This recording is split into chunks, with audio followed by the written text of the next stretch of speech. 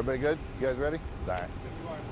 Yeah, first thing, my name's Rob Scheer, R-O-B-S-C-H-E-R-E-R. I'm a sergeant with the Phoenix Police Department's Public Affairs Bureau. Obviously, we're out on the scene of an officer-involved shooting here in the area of 25th Avenue and Buckeye Road. I'll go through a little synopsis of the information I have, and then I'll open it up for some questions. This incident began this morning around 3:35 when officers responded to the area of 27th Avenue in Van Buren, reference a shooting.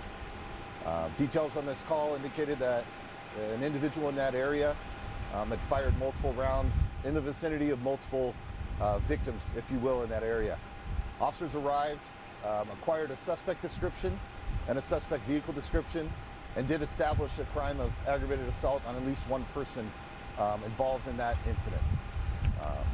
As the officers at this original scene were putting out that suspect description, that suspect vehicle description, other officers responding to the area, responding to that scene were in the area of 25th Avenue and Buckeye Road, where they came in contact with what they believed to be a vehicle matching that suspect vehicle description. And also the driver of that vehicle matching the suspect description that was given. A traffic stop was initiated on this vehicle. The driver of this vehicle did not comply, exited his vehicle and ran eastbound on Buckeye Road. Officers gave chase, giving commands. At one point during this chase, the man that exited the vehicle did reach towards his waistband, at which point an officer-involved shooting did occur. Medical aid was rendered to the man, but he was pronounced deceased on scene by the Phoenix Fire Department. Obviously, we're out here. We're going to be out here for a long time. As in all these investigations, we do kind of have a two-pronged kind of investigation. We have an internal investigation ongoing and a criminal investigation that are both out here and kind of concurrently working. We will be out here for an extended period of time. We appreciate the patience of the neighbors and the business owners in this neighborhood. Once we're complete, we will open everything up, and there may be a point where we kind of narrow this down if investigators see fit.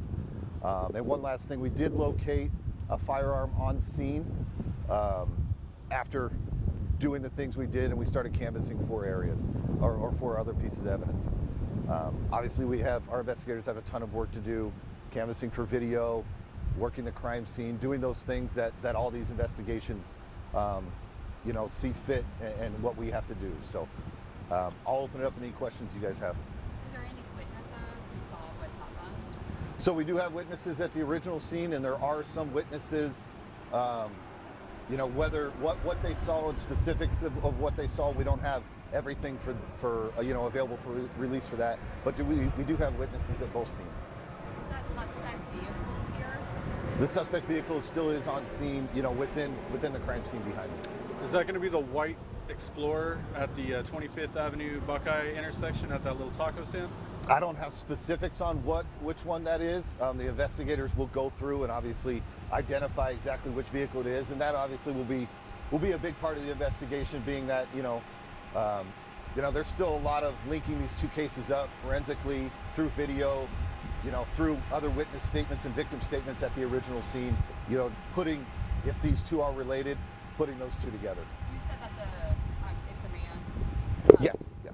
He was running away, reached for his waistband. So was he shot in the back as he was running away? I don't know specifics on that. Obviously, that'll be officially determined through a medical examiner evaluation as far as what location of the body this individual did suffer gunshot wounds. But obviously, we'll be able to maybe delineate some of that through the scene, but I won't have official stuff until obviously we get through that medical examiner examination and work with our partners through that office. Age or range of this man? No, I just have adult male at this point. Okay, and then the original scene, you said that it was an aggravated assault. Yes. Someone shot at, was someone Yeah. assaulted? What was it? Information. Was anyone injured? No, there was no injuries at that scene. We do have multiple people in the area, and multiple gunshots were fired. Obviously, you don't have to fire a gun to get a charge of an aggravated assault. You can point a gun at somebody also, but we do have multiple gunshots fired there. There is a crime of aggravated assault that was established in that preliminary investigation when officers originally arrived. Was it a party or a gathering? No, it wasn't a party. As I understand, it was, just a population that was in that area, and for whatever reason came in contact with the suspect of that aggravated assault.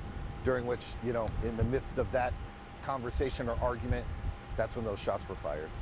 The police chief Sullivan was here. Is that common on a Saturday morning for him to come out to a scene like that? Yeah, we have executive staff, to include the chief, out on virtually every single critical incident like this. They're out here to be part of that beginning investigation. They want to know firsthand what's going on, speak to everybody that's out here, and kind of just be in the know, personally for that. And then how many officers gave chase and how many shot at? So 2 officers gave chase, and those 2 officers did fire their weapons. There was obviously other officers that came on scene shortly thereafter the officer involved shooting, and then a little bit after to go through, recontacting that suspect once the initial confrontation was done. This is largely an industrial area. Was there concern you might be able to get in someplace here and hide? And it was good that you guys were able to make contact with him. Yeah, I mean, obviously, if this is going to be the person from 27th and Van Buren, it's good to get a hold of someone that potentially has that violence potential. That's always a good thing. Foot pursuits are different than vehicle pursuits. Most of the time, vehicle pursuits are going to stay on your roadway unless you kind of have an open area like we're in now. But those foot pursuits kind of change that dynamic. And as officers, when we're chasing, we got to think you can jump walls, you can sneak through this, you can go through that. There's a lot more avenues of escape, if you will. Obviously, you can't go as fast, but there are different elements that officers are thinking when going through those foot pursuits. And then one last thing I'll give, I think and I'm sorry if I already gave this, time frame wise, 3:35-ish is when that original call for service came out. Officers located what they believe to be the suspect vehicle around maybe 3:40, 3:41, and then the actual officer involved shooting took place around 3:42 this morning. So time frame, in that 10 to 12, 15 minutes and it's just, it's a reminder how quick, even with 2 scenes, how quick these incidents take place. So again, we don't have any details, right, in terms of the suspect showing a firearm or something like that? At this point, obviously, this is very, very young in that span of investigation.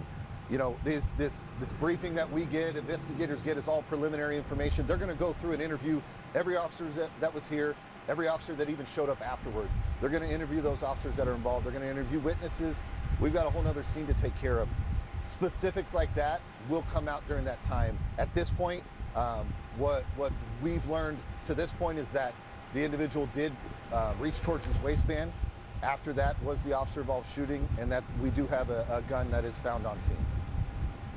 The scene looks like it's kind of starting to wrap up. A lot of people leaving. Do you know how much longer it's going to be shut down here? It's the people that are leaving are probably they're not really that investigative team. That investigative team will be out here for hours. This is one of those scenes that will take hours. And again, that investigative team on both parts, especially the criminal part, is going to kind of split and take the other scene up at 27th and Van Buren.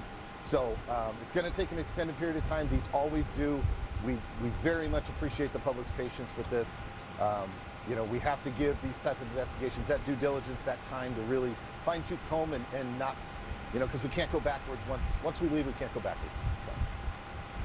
So. In regards to just the closure information here, is the scene contained between 24th and 25th, or does it extend further west from the 25th Avenue intersection? I believe we're only to about 25th. I don't think we're any farther west. Obviously, that can change. We can move our scenes if we get some information through video that, hey, maybe 26th is involved. We may open it that far, or we may close it in depending on where we're at with that investigation. So that could change. But right now, obviously, Buckeye Road's closed. If you're coming through this area, try to work around. If you live north or south, get that direction before you get to Buckeye. And then just be patient with us. We'll open this area up once it's concluded. Do you have any info on the officers? Are these younger officers? I don't have specifics on that. Yeah, I don't have specific. They're officers. They're not sergeants or lieutenant level. They're officers.